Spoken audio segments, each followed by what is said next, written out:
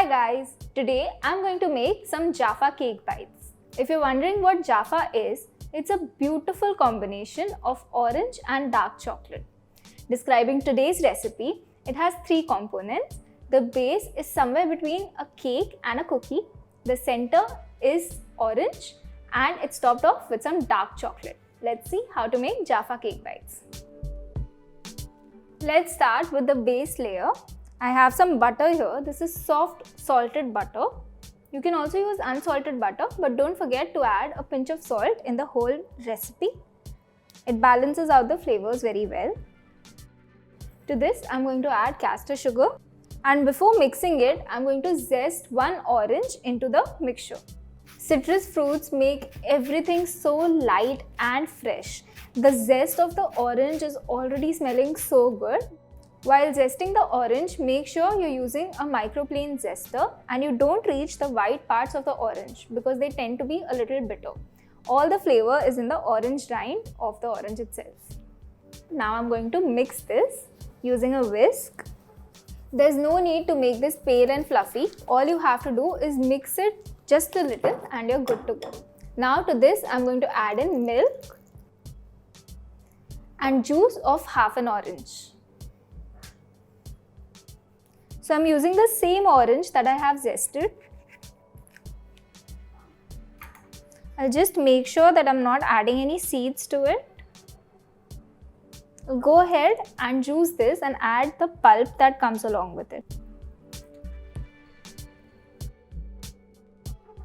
Let's give this another whisk.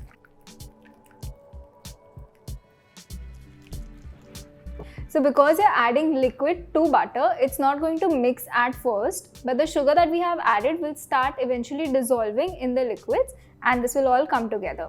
Even if it looks a little lumpy at this time, don't worry about it. Just go with it. It's going to come together at the end. Just clean your whisk properly and then add in your flour along with almond powder or almond flour. Almonds and oranges make for a beautiful combination. Now I'm just going to mix this together. No cutting and folding required. Simply just bring it together. This is going to be a thickish batter. If you're zesting the oranges, use Malta oranges. They're the best ones to get a nice fragrance and taste out of them. If you try to do it with a mandarin orange, it might not happen. Now that the batter is ready, let's portion it. I'm using 2 spoons to do that. Just a little dollop in each of my molds. You can use any mold of your choice. Just make sure it's tiny and bite-sized. You can also use a muffin mold along with muffin liners. And once you're done baking it, just peel off the liners and continue with the recipe. Today I'm using a silicone mold because it's very easy to unmold the cakes from this. I'm sure you're wondering why there's no baking powder or baking soda in this recipe. Like I said, I want the texture to be between a cake and a cookie. So I don't want this to rise too much and I want it to have like a little bit of crunch on top. So that's why I'm skipping the leavening agents. You can also add the leavening agents and bake this as a normal cake as well. The batter is on the thicker side, so it may not be even on top right now because it's starting to set. But once you put it in the oven, it's all going to melt down and become normal from the top. Now let's bake this at 180 degrees Celsius for just 6 to 7 minutes.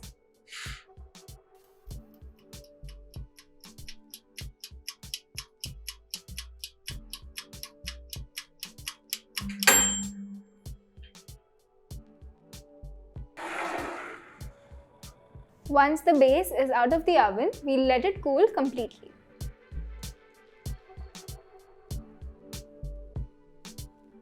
The second component of our Jaffa bites is orange marmalade. Now you can use orange jam or any other orange flavored jelly for the filling, but I am using orange marmalade. Normally, orange marmalade sets up over time. If it is too thick, add a tablespoon of hot water to your marmalade and then it will be back to normal. This is the consistency that I'm looking for. It has to be soft but not very jammy. If you want to learn how to make orange marmalade at home, there's a link to the recipe in the description box below. Our third component is dark chocolate. Nothing to fuss here, just take some dark chocolate, melt it. Make sure it's not too hot to touch. It should be just a little warm when you touch it. So that is our dark chocolate. Now let's assemble our Jaffa bites. The beauty of silicone molds is that everything comes off very easily even without greasing. That's why I love using them. I'm going to unmold all of these bites. They have a little browning on top and at the bottom. This is exactly what I'm looking for. They are also a little crunchy on top. In case there's some portion that is burnt, you can just pinch it off and break it away.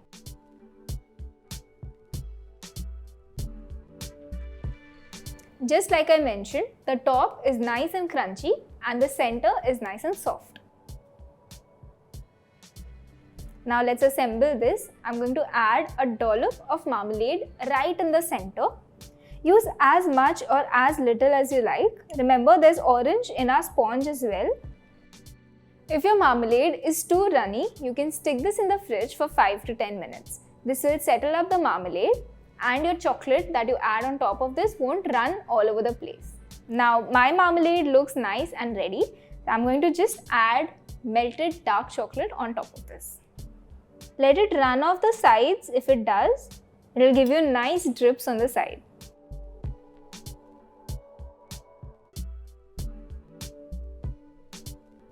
Time for the last bit of decoration. I'm going to zest a little bit of this orange over these so that it looks very nice against the contrast of chocolate.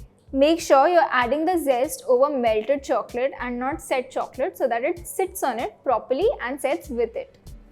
For me, this has set already in 5 minutes because the temperature around me is very cold. In case you're in a hotter area, you can stick this in the fridge for 5 to 10 minutes. It should set right up. These Jaffa bites are super simple to make.